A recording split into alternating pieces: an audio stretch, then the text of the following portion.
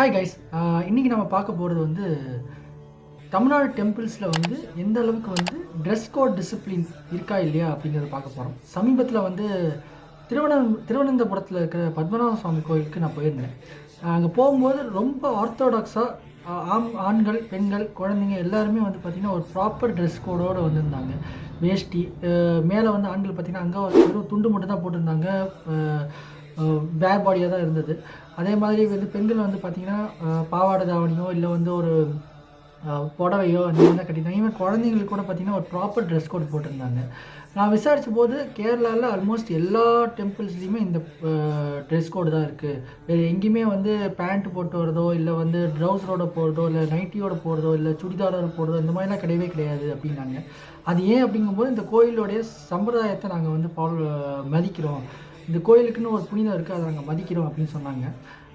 விசாரிக்கும் போது மற்ற ஸ்டேட்டில் கூட பார்த்திங்கன்னா அப்படி தான் இருக்கும். திருப்பதி போனீங்கன்னா ஒரு ப்ராப்பர் ட்ரெஸ் கோட் இருக்கும்.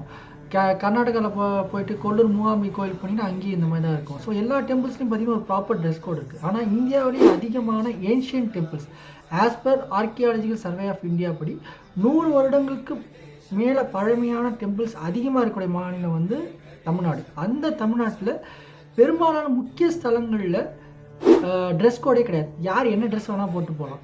ஸோ இது வந்து ஒரு விதத்தில் எனக்கு ஒரு ப்ராக்டிஸிங் ஹிந்துவாக வந்து நான் பார்க்குறது என்னென்னா, ரொம்ப தமிழ்நாடு வந்து ஒரு கோயில்களின் நகரம் மாநிலம் அப்படி சொல்கிற இடத்துல வந்து இந்த மாதிரி வந்து நாமளே நம்ம கடவுளை நம்ம கலாச்சாரத்தை மதிக்கிறதே இல்லை அப்படிங்கிற மாதிரி எனக்கு தோணுது.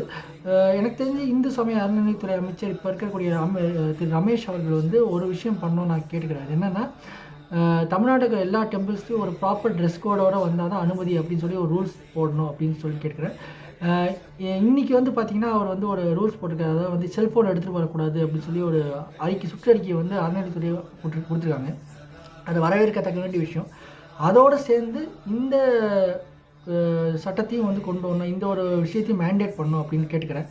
இதை பற்றி உங்களுடைய கருத்து என்னன்னு சொல்லி கீழே கமெண்ட்ஸ் சொல்லுங்கள்.